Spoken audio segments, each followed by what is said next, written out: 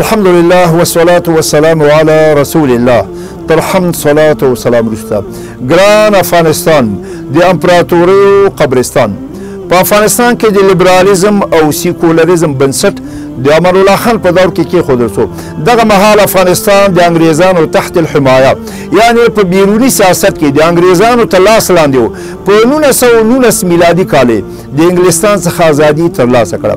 احساساتي پاشا چې عمر او تجربه یې کمه وه د اروپا د سفر او د محمود طرزي د لور د واده څخه د مخې نظر او فکر خو محمود طرزي چې د عبدالرحمن خان په وخت کې له افغانستان نه بیرون د تبعید شپې ورځې سبا کولې او لور سوریا د شام په عیسوي کالج کې درس لوستلو.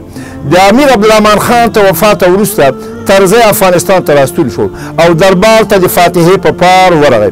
حبیب الله خان چې ډېر عیاز سړی و د سوریا په لیدلو سره غوښتل چې خپل ځان ته په نکاح کړي، مګر طرزي هوښیار و د موضوع په حساسیت پوه سو. سم د لاسه وویل چې امان الله خان ته مې په نکاح ورکړه.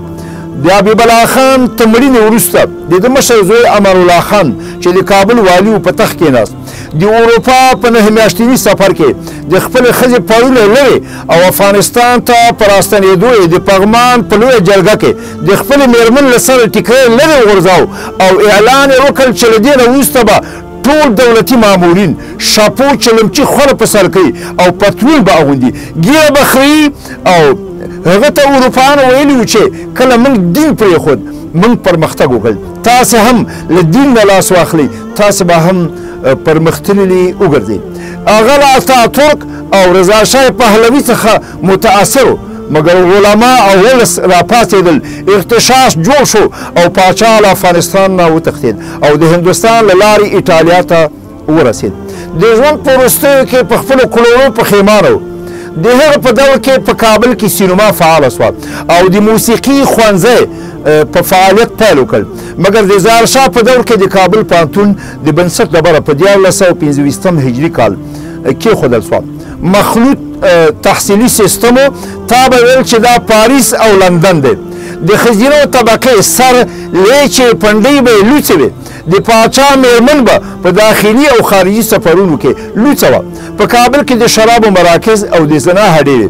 پوهنتونونه او مکاتب د فحشا او بد اخلاقۍ بېدینۍ مراکز وو. د داود خان د صدارت او ریاست په دور کې ډېر پرمختګ وکړ، مګر د کمونیستي رژیم تر کودتا او د امریکایانو د اشغال نه وروسته افغانستان په فحشاو کې ډوب شو. د 40 کاله انقلاب او مقاومت په نتیجه کې دوه امپراتورۍ ړنګې، کفر، بېدیني، بېننګي، بېحیایي د تل لپاره د تاریخ په ټیټه کنده کې دفن او افغانستان د یو سرلوړي ملت په توګه د نړۍ په نقشه کې راڅرګند شو. سبحانك اللهم وبحمدك اشهد ان لا اله الا انت استغفرك واتوب اليك.